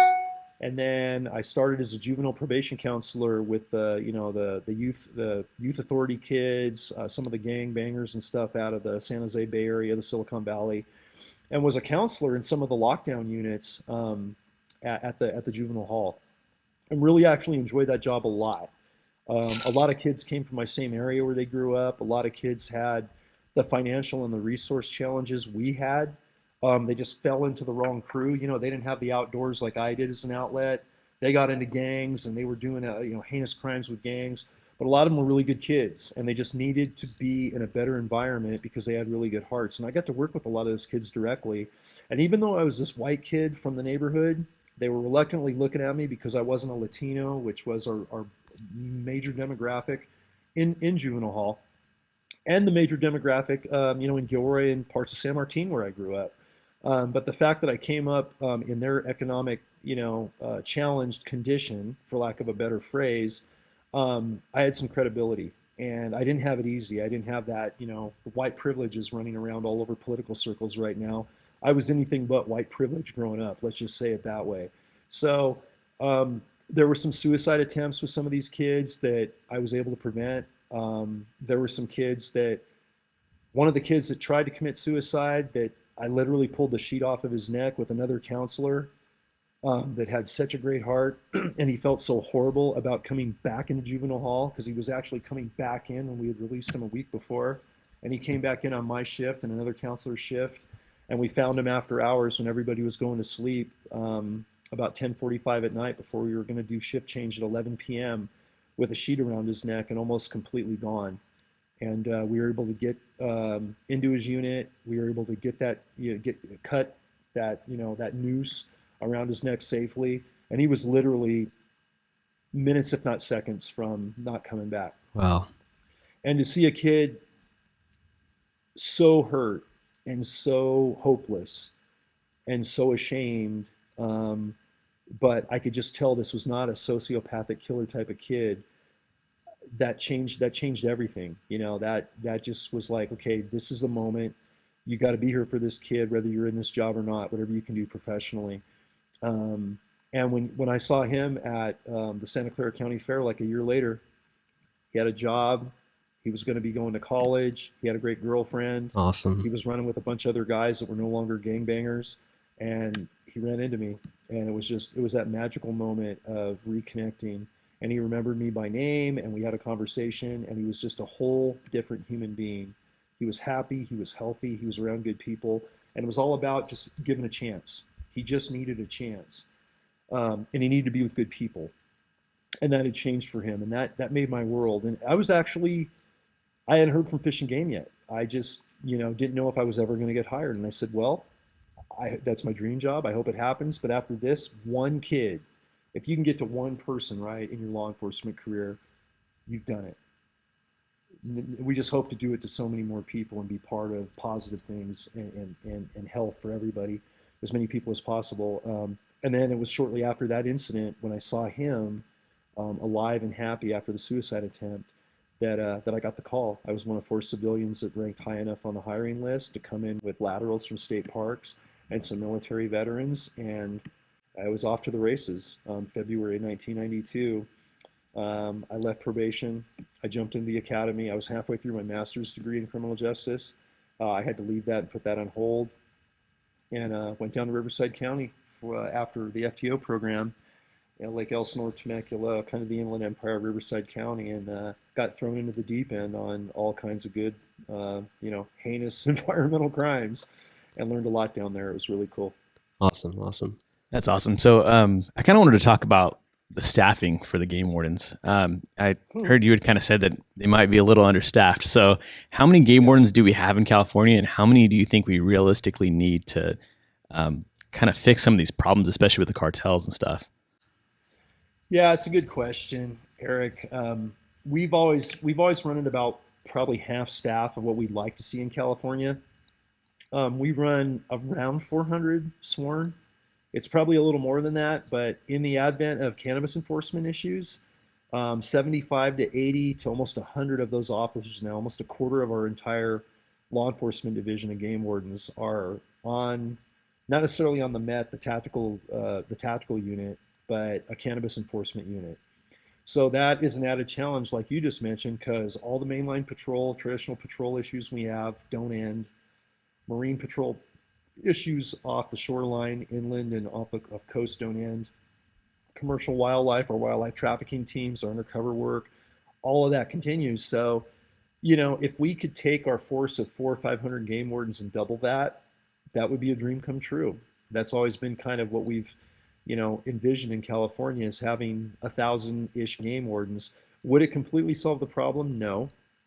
Because game wardens aren't only doing traditional wildlife enforcement anymore. We're doing crowd control when we have to. We're doing, medical response. We're helping out with allied agency public safety through COVID. We are, LEOs and dedicated and trained at the highest level, just like police officers and sheriff's deputies and everything else that that you guys know and do and that we do. So when you look at all of that, it's about not only numbers, but it's about getting good people that can really handle the job of a game warden on their own. You don't have a lot of supervision in this job. You're going to take a car home. You might not see your lieutenant for a month or longer. Through COVID, most of my MET partners, they weren't seeing each other at the operational level or their supervisors or coming to training for months. Wow. But I can tell you, we found a lot of grows. Everybody was out scouting, in small scouting teams and continuing to train their canines and continuing to informally integrate where they need to. You got to be completely self-motivated and have that drive within to be really good at what our job entails on the thin green line, or you just won't be effective. So when we talk about more bodies in fish and wildlife as game wardens, we don't just want more bodies, we want more good bodies. And we would rather have less good bodies than 1,000 wardens filling all the slots that are just kind of there for a paycheck, working a standard shift and any of that. Because you just can't be effective as a game warden with that type of shift work mentality. It just doesn't work. So how many applications come in compared to hirees per year? Yeah, it's a big difference, Blaine. It's, when I was going through the hiring process in the early 90s, I remember going to Sacramento for the written test, and I remember hundreds of people at that test. And that was only one part of 5 parts in the state that were having the test. So we were getting thousands and thousands of applicants for 4 positions. Wow. So the attrition was ridiculous. I mean, just the chances of getting hired with that type of impaction and the lack of positions they were filling, it was really tough, and I made the cut miraculously. And to this day, I feel overwhelmingly blessed and lucky to have got in as early as I did. And I still had to wait a year. I still waited 11 months from that first test, thinking I was going to be hanging out for 3 years before I'd even have another chance, or I'd have to test again. And then we got into, kind of the millennial wave where, we had less young people that had experience in the outdoors, had fished, had hunted, were comfortable around firearms. The extreme weather conditions you work for, all the different hunting seasons and things like that. We had a real drop in interest. I would say through, the late 90s up through that into the early 2000s, we were really having trouble filling positions. And then we did, the first game warden reality show for National Geographic Channel called Wild Justice. Right. We did 3 seasons of that, and there were a handful of us that those production teams kind of rolled with through all 3 seasons pretty heavily, because we brought a mix of diversity. For me, it was traditional cases, but it was also the marijuana enforcement team stuff. The Santa Clara County Sheriff's Office miraculously let Wild Justice jump in with their teams to do our show. And that just doesn't normally happen. But because we had that great relationship with Santa Clara County Marijuana Eradication Team, Sergeant John Spagnola, guys like Craig Dybert and Devin Fontana and Todd Miyabara and all the guys that are still back there doing the job, they really brought us on as equals. And the Sheriff Lori Smith at the time and all of her command staff under her, with the right input from guys on the ground, mostly guys like John Spagnola, let it happen. Because even though it was a game warden show, it was showing the sheriffs doing something good for conservation, something good for public safety, something good for, deportable felon, alleviating that threat to the public and exposing something that a sheriff's department wouldn't normally be focusing on. When that happened, it was like the old days when I was getting hired. We loved it. We had thousands of applicants after Wild Justice dropped. We had Special Forces military veterans from all branches hitting up our department, hitting me up personally like, wow, I'm watching this, you guys short hauling out of helicopters. I'm watching sniper rifles. I'm watching you guys chase down guys in small unit tactics, cartel gunmen in the woods of California. I thought I was done when I left military service from being deployed, in the sandbox through the war on terror. And now I'm going to fight a domestic eco-terrorism within California borders. Crazy. Sign me up. I'll do this Yeah. yesterday. Heck yeah. So a lot of SEAL team buddies wanted to do it. Delta guys, mainline forces in Army, Air Force, Marine Corps especially, and a lot of other people outside of military. And so that outreach was kind of that was a light bulb going off, that doing outreach like TV shows, as arduous as it can be, as liability risky as it can be, when Nancy Foley decided to let that show happen for our agency, it was one of the best decisions I think we did as an agency. And it really legitimized what game wardens do. And now we have thousands of applicants again. And to this day, California has one of the best fish and wildlife conservation agencies on the planet. We have the most diverse, I think, of any state, if not the top 3 states, of diverse enforcement challenges between cannabis and ocean marine and high desert and commercial wildlife trafficking and environmental crime and stream diversion. There's just so much, guys. So it's been a good transition, and certainly the attention we brought on a specialized tactical unit doing the cartel fight on tainted cannabis and all the different things we saw as outlined in both of my books, that has, especially since podcasts have dropped and since I've retired from operations, I get somewhere between 5 and 20 Instagram messages, emails, Facebook Messenger messages from kids and adults all over the country, and not only within the US, but other countries, that don't only want to get a copy of the book, but they're like, hey, I heard you on this podcast, or I saw this. I had no idea what game wardens did. Right. I want to be a game warden now. I don't even know where to start. Help me out. And so I answer a lot of questions. I give a lot of long-winded answers, and I don't mind doing it. I'll do it till these fingers fall off the carpal tunnel, because it's platforms like doing a podcast with you guys that brings attention, and then all of a sudden we have interest from people that are really passionate about it. And I think overall we're going to get better game wardens nationally. and we're going to get better game wardens internationally. Because when you look at wildlife crimes, gentlemen, now within California, within the U.S., it's gotten so much further than just protecting our wildlife in America.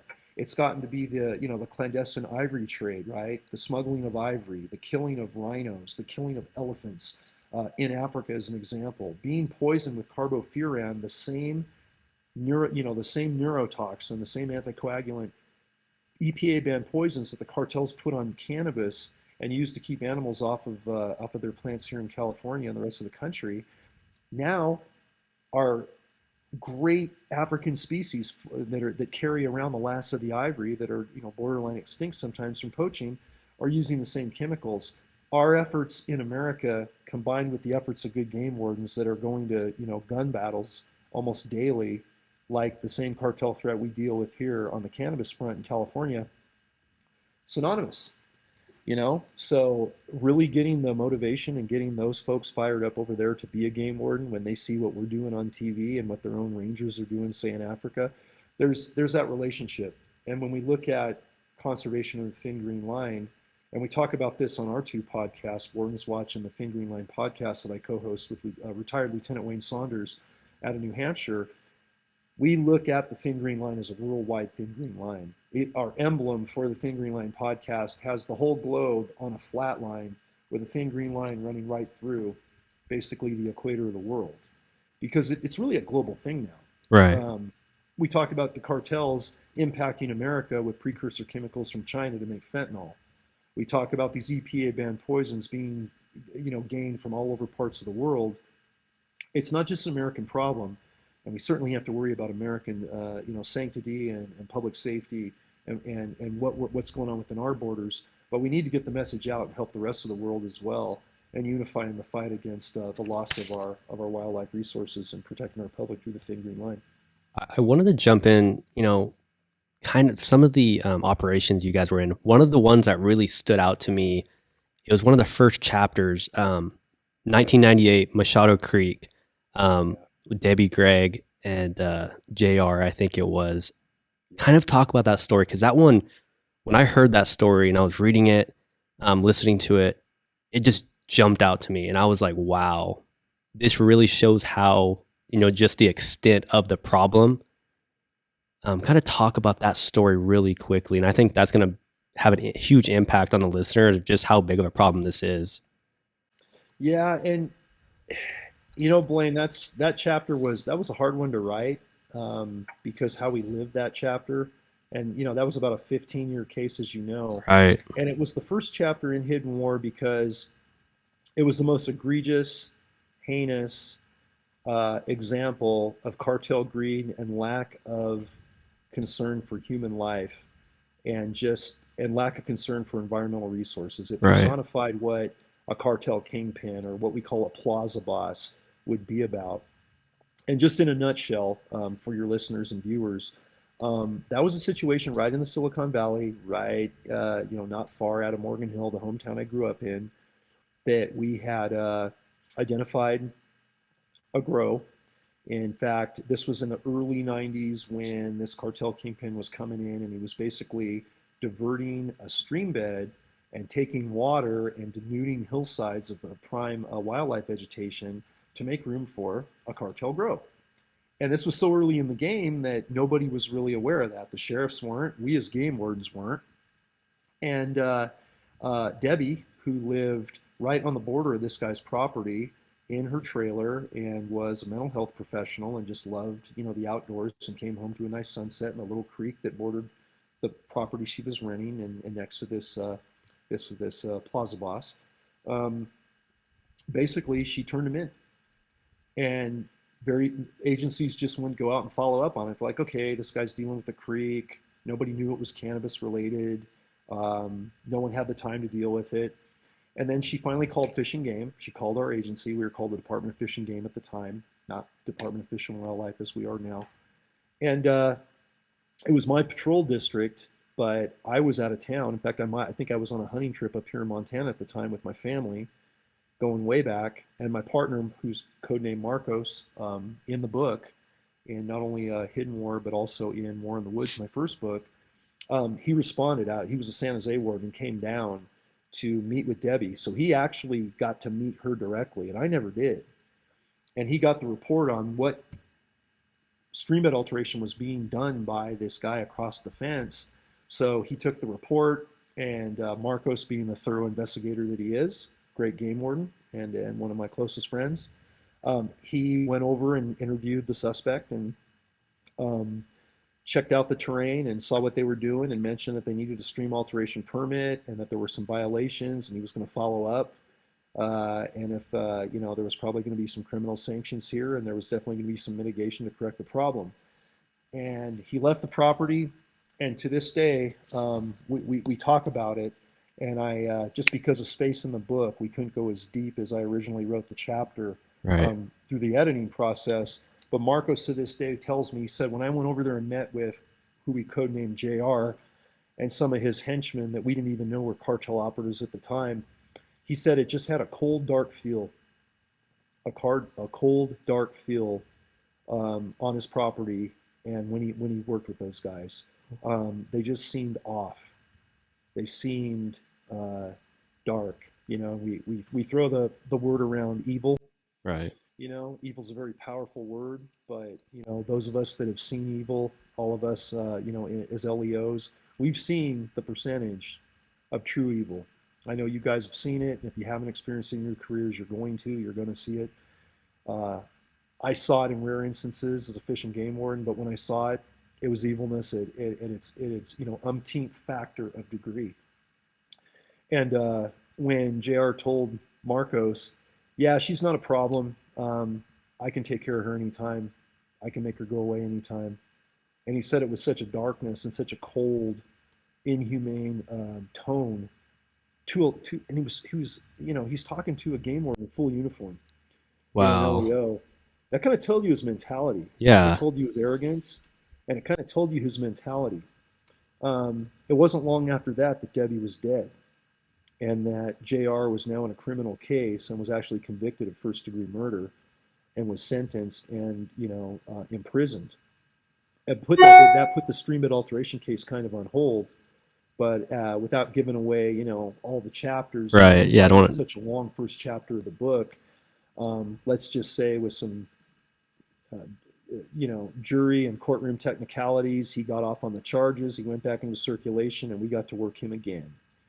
And we got to team up with a lot more knowledge 10 years later, right before our marijuana enforcement team started for our Met unit with the game wardens, but working with my partners from the Santa Clara County Sheriff's Office.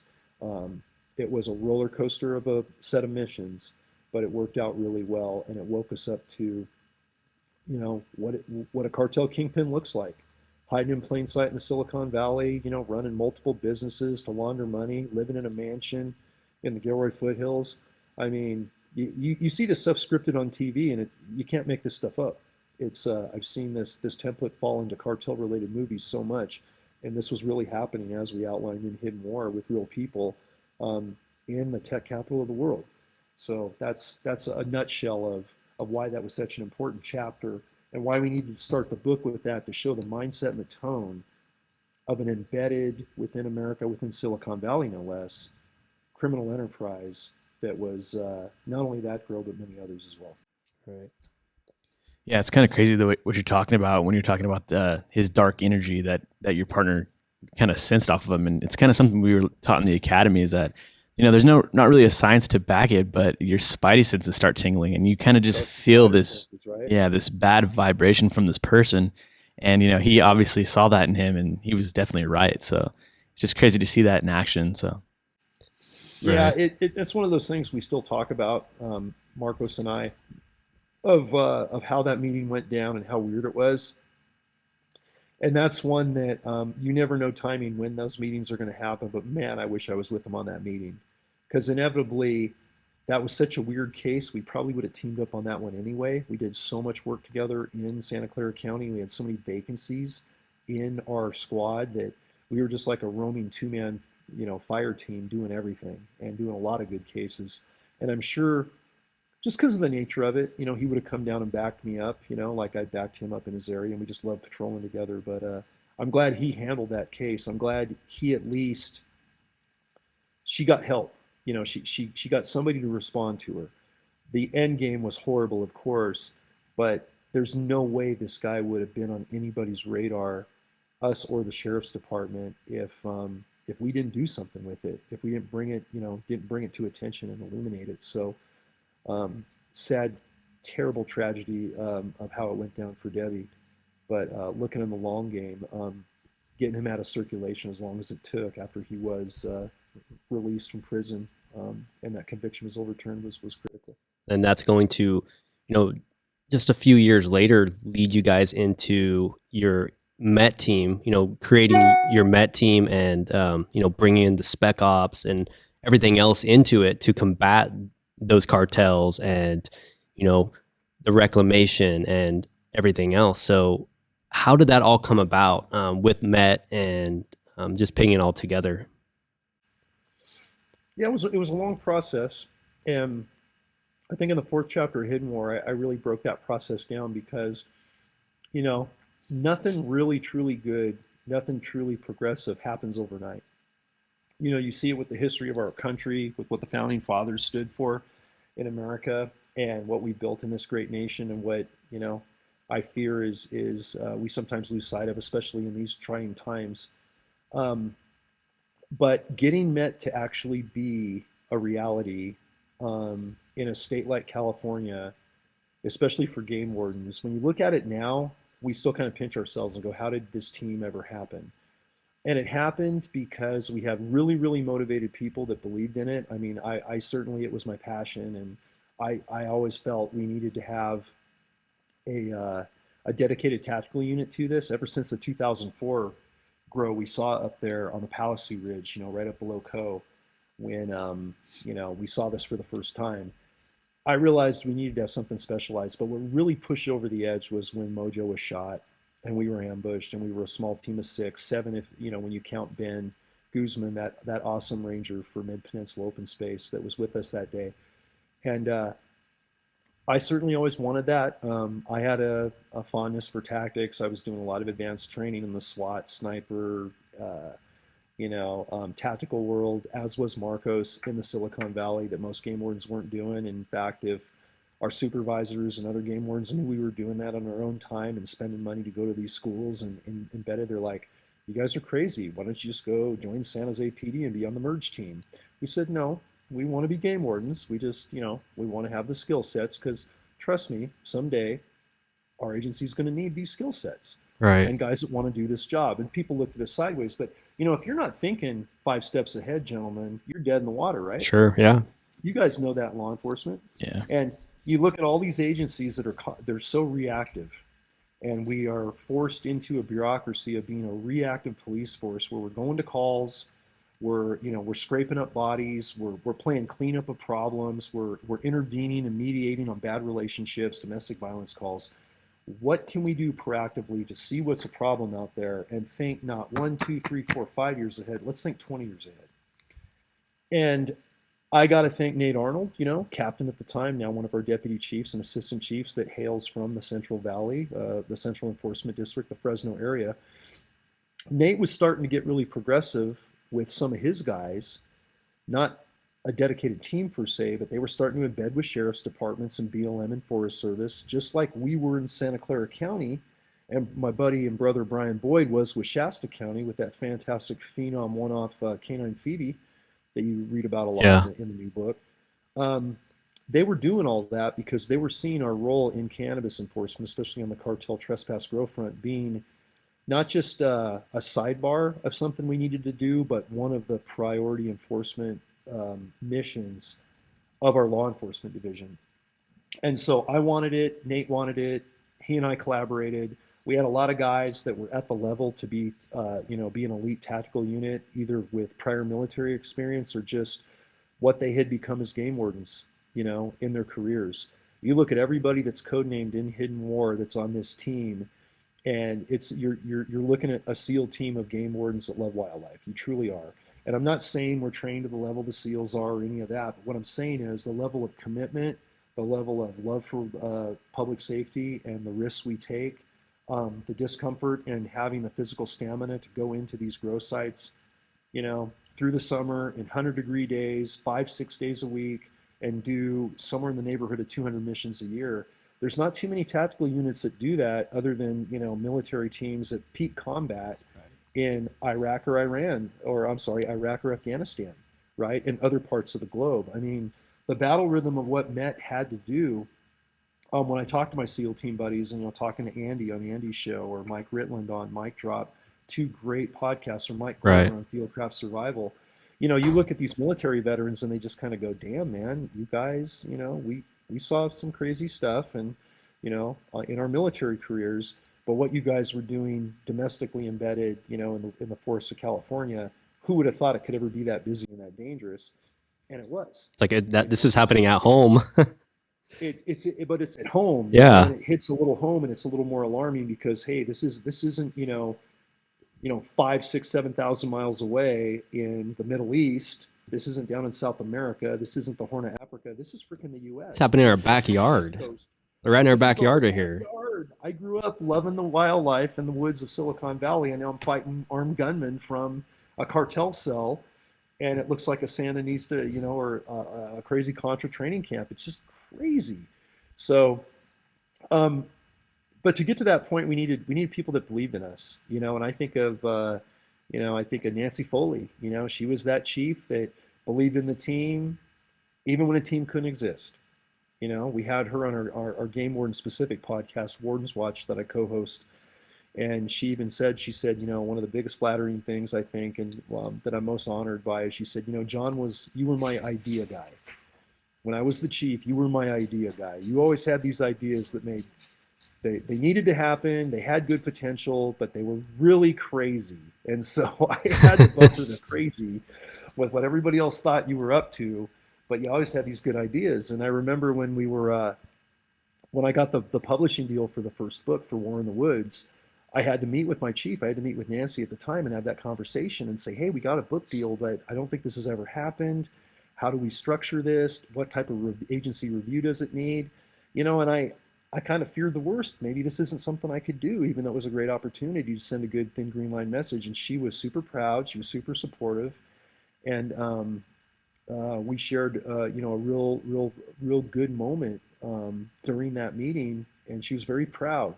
And she wasn't beating it down like I had seen with so many supervisors with any of my new ideas. She embraced it. She was moved by it. And I felt really lucky to have that much support. Because she came in as a very progressive chief, and she also came up through the ranks with a whole lot of adversity.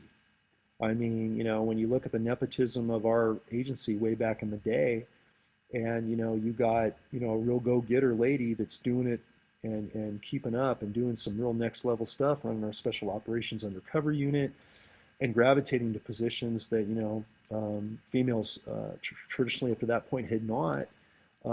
You're used to fighting an uphill battle.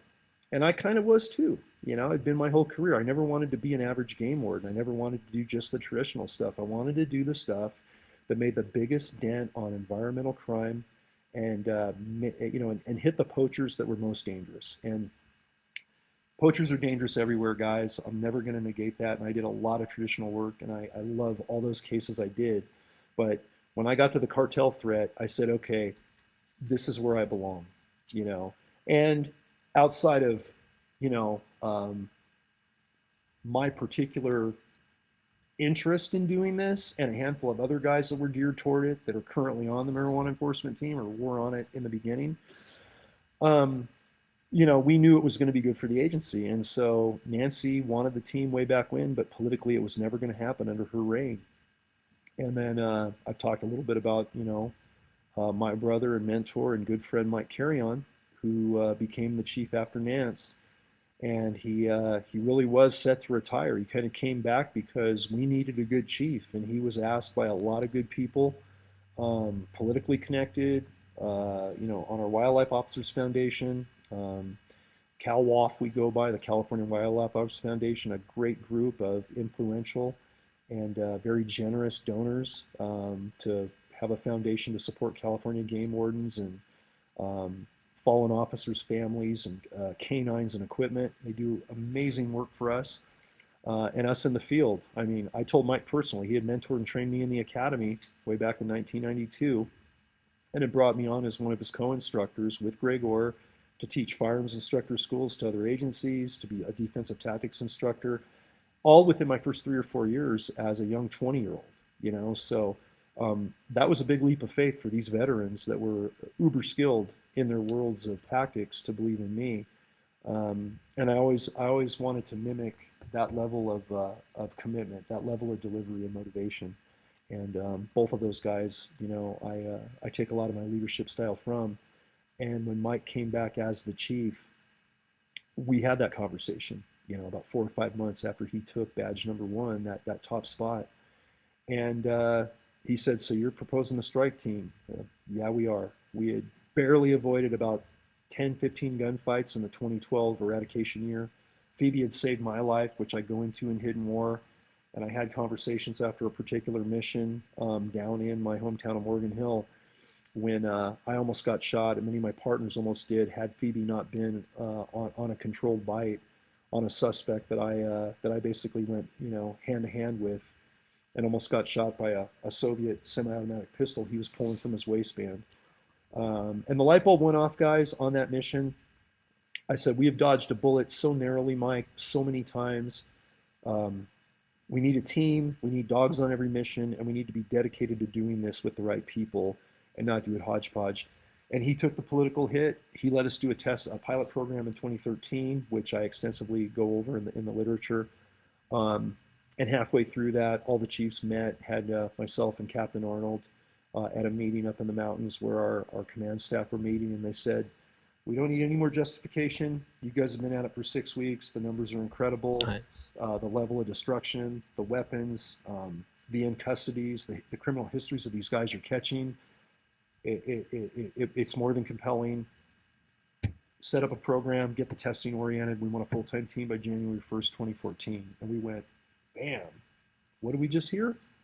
What just happened? And so that was our challenge through the end of 2013, was making this thing full-time. And we did. January 1st, we had almost every team member back, hired some new people. And the next 6 years were a blur. Hidden War covers the next 6 years, right up until I literally, completed my 30-year career at the end of December of 2018. Awesome. So, John, I think we're barely scratching the surface on this whole entire thing. This is an issue that isn't going away anytime soon. And we've already talked about maybe doing a part 2, which I hope we can do. Yeah. Kind of one of the details. Yeah. One of the last questions. Yeah, I saw your question list, guys, and it's one of the, I'm going to throw you guys a shout out. I haven't had questions this thorough and so in depth since my time with my brother Mike Ritland on the Mike Drop podcast. You guys have really gone above and beyond. I mean, there's some personal stuff here that I didn't even know anybody knew. So you guys did your thing. Yeah, we were doing our research, or trying to. We were super excited for this one, definitely. And I'm really honored and flattered by that. And I like to talk about the personal stuff because it makes up who we are professionally in so many ways. But yeah, definitely we'll do a part 2. Yeah. But in the meantime, anything you guys want to wrap up for this part 1, feel free, personal or professional or any combination thereof. Yeah, I guess one of the last questions I have personally is, what can our good civilians do to keep themselves safe? So what precautions can they take?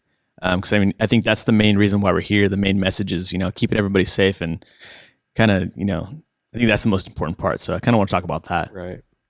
Yeah, that's a really good question. I can give a fairly short answer on that. The biggest thing is situational awareness. I think our public, you guys know the color conditions we talk about, condition red, condition yellow, condition white. Colonel Jeff Cooper, the Cooper's colors, primary developer of the practical pistol technique, taught at Gunsight. I was raised under that ethos and that yoke way back in the early 90s. And but the part that really got to that, whether you're a firearms user or not, whether you're a first responder, an LEO, is the situational awareness you need to have in the world today, everywhere you go. Yep. We talk about the sheep and the sheepdogs and the wolves, and most sheep, people that are just walking through, their world, whether it's the urban environment, they're shopping, they're, going to and from school, working with their families in condition white, not really paying attention to target indicators like somebody doing something suspicious, someone that feels a little off, a little dark, spider senses, right? like you said, Eric, really well said, is those spider senses start to tingle. Trust your instincts. But you got to have situational awareness for those instincts even to happen, even to be implemented. So our public just needs to be situationally aware. We need to be aware that when you go into the woods, don't stay out of the woods for fear of running into a cartel grow, because that's just a travesty. The amount of grows found for the amount of people being in the woods is very small percentage. But it could happen. And if you are off trail and you're down in a creek bed and you see a black, water line, a polypropylene, black water hose running along the side of a bank, or you see a stash bag, a sea bag, like an olive drab green, like duffel bag that might have camping equipment in it. You might see marijuana plants. You might see, something that doesn't look right, like tarps, camouflaged, hiding, like a tent, a kitchen area. You are likely in a trespass, and toxically tainted black market cannabis grow, probably run by the cartels. So you're going to want to get out of there safely. You're going to want to, backtrack with skills, not panic, not run away, not make a lot of physical presence and make yourself a easy target to see. But if you got in there undetected, you can probably get out undetected. And a lot of anglers and hunters and outdoor hikers run across these all the time and never see a grower and report it, and we go find it, and those guys were never detected. 9 times out of 10, that's usually how it goes down. So we just ask that people know where they're at. If they see a grow site, take a photograph with your smartphone that almost everybody has. If you can put a geotag, whether you have that option in your settings activated or not for your privacy on your smartphone, we need a GPS topo coordinate, basically, so we can implement this thing and look at the terrain, and that's all we need. And you don't have to spend a lot of time rifling through stuff. Take a couple of photos, get a GPS coordinate, back out of there safely, call your sheriff's department, call your Fish and Game Wildlife Law Enforcement Office, any combination thereof, and we'll go handle it. And we have teams all over the state now in the Cannabis Enforcement Program to do so. And certainly a lot of the other agencies, sheriff's departments, BLM on federal land, U.S. Forest Service has some great teams that we work with. And, heaven forbid it's in a national park, which we've seen it in Sequoia Springs Canyon, not far from you guys. Yep. We've seen it in Yosemite, and the national park rangers have tactical units that we will jump in at the state level and support on those missions if they need the help to do so or request it. So that's the main thing people need to be aware of. It's situational awareness of finding a grow site, but then we also have the situational awareness of just seeing something that doesn't fit. Maybe it's not a grower. Maybe it's a murderer. Maybe it's someone that's just done a drug deal. Maybe they're coming from a meth lab. Maybe they're dumping a body, heaven forbid. Maybe they're doing any combination thereof, or it's a sexual predator crime, or they're stalking someone, they're tracking a kid. I mean, we have some heinous, evil stuff that goes on. And I don't tap dance around it because it doesn't, it's a small percentage of what we see in everyday life. But if you have that weird feeling, to your point, Eric, the spider senses, and you see a strange man or woman or teenager, in your neighborhood in an urban environment, or out on a playground at a school, or out in a densely wooded area that they look like they don't belong, make a mental note of that. Make sure you keep yourself in a position to escape. Don't turn your back on them. Don't put yourself in a vulnerable position. And if they happen to be near a vehicle, not without profiling, but something doesn't seem right, you might want to take a picture of that car and that license plate, because if you find out something later and something went down in that area, that could be invaluable information to solving a very heinous crime. Case in point, guys, I'm up in the great state of Montana now as a resident. I can't tell you how many times I'm in the most remote part of the lower 48 where I hunt and fish and recreate up here. And I'll see a vehicle sometimes parked during hunting season or outside of hunting season that just doesn't fit in. I'll take a picture. I'll get a license plate. I'll do a little, look around without being invasive or violating anybody's rights. Kind of the law enforcement guy, the sheepdog comes out in me all the time. And have I ever had to act on those pictures? Not yet, but I have them, because you never know.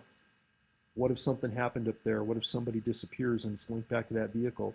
And I had that opportunity as now a civilian, or someone else from the public had that opportunity. So those are things to think about. don't walk around paranoid, accusing people, snapping Yeah. pictures of everybody, because we know we have those out there. Yeah. I've seen those, and those folks are irritating. And Yeah. everyone needs to respect people's freedom. But if you're in the backcountry and something doesn't seem right, trust that instinct, and hopefully it doesn't go anywhere. But if it does, you might help solve a heinous crime, or stop something from happening again by that same individual. Right. And to kind of wrap this up, John, where can our listeners, number one, find both your books, War in the Woods and Hidden War? We have Hidden War and War in the Woods right here. Oh, you got them both. Yeah, where can they find the books, number one, and where can they follow you on your social medias, your website? Yeah, a couple things for the book. I do still, time permitting, I try to make it a point to get, when people want personalized copies. I also have my Trailblazer V-Knives thin green line folding blade that was made, for first responders like us, but for civilian use as well. If anybody wants a personalized folding blade kit and/or a personalized book, whether it be Hidden War, War in the Woods, or both, they can reach me through Instagram. Just direct message me on Instagram. I'm just at John Norris, one word, JOHNNORES. I'm on Facebook. They can messenger me through Facebook. Again, it's John Norris, all one word, JOHNNORES. My website, if you want to get in depth and have any requests, whether it's product with the books or the blades, or even more importantly than that, guidance to go into a thin green line profession, or you have a poaching issue, or you've seen a clandestine cartel trespass grow, which I still get reports on constantly, and I field them right to my Met brothers, in California, and we make cases. You can hit me up on my email, which is trailblazer with a Z 413, all one word, trailblazer 413 at yahoo.com. You can also get to my email through my website, which is just www.johnnorris.com. And that has all my book links. It has the knife, it has all my product, has the TV I'm doing, has some of the podcasts. I would ask people subscribe to my YouTube channel. I really haven't promoted the YouTube channel until recently, but we've got a lot of content on it, 40 videos, including a folder just of podcasts, which I'll put your podcast into, along with Rogan and Ritland. Awesome. We appreciate it. It's awesome. No, absolutely. And we're covering so much material that I don't get into on other podcasts between part one and part two. So this will be a highlight one, guys, and I'm grateful. That's a way to see the content, a lot of educational videos, the reality TV, the documentary TV, the investigative news. I host and produce a series for Recoil TV through Recoil Magazine called The Thin Green Line. We had our first pilot filmed down on the Southwest Texas-Mexico border, hunting Aoudad sheep, trophy rams, long-range hunting through with Altera arms, rifles, and all of our sponsors, but actually see a ranch on an unprotected part of the border and see the cartel caves, see the trafficking, the human smuggling, the tainted cannabis and narcotics coming across the border, which we actually saw firsthand experience of during the filming with interacting with Border Patrol. So that film series, we're just starting to kick off into our second and third film since COVID's lifted this year. That is on YouTube. It's on my Recoil TV platform. And if you don't want personalized copies, but just want to go to Amazon, it's the best place to get all the books, hardcover for both books, Kindle for both books, and the Audible is only for Hidden War that I read for that we talked about earlier. And that's all right on Amazon. Just go to Hidden War /John Norris and it'll give you that link. And I have that link on my website as well. Awesome. I don't think I missed anything. We have so much in the world Yeah. of social media now that I was very foreign to before this part of the phase. So if I missed something, guys, I apologize. No, thank you, John. And, there's a lot. We just scratched the surface up today, we want to go into like the desert racing stuff, the personal stuff next time, hopefully in part two. So we look forward to that. We thank you for your time, everything that you're doing, everything that you've done. And we appreciate you a lot. Yeah, John. Thanks, guys. We appreciate you. You guys, Blaine and Eric, you guys got a great show. I like what you stand for. And, it's really cool to see you guys at your age so committed to public safety. I look at the next generation of LEOs. I look at the next generation of thin blue liners and green liners and combine that to whatever color that makes. Who cares? But kudos to what you guys are doing on this platform. And thanks for helping me get the message out. And anything I can do to support you guys, I will. And I'm looking forward to part 2. This was a great talk. Yeah, same here. This was awesome, John. Thank you so much. Thank you for listening to this episode. We appreciate you and your support of the show. Please like and subscribe to our YouTube channel and leave feedback on Apple Podcasts.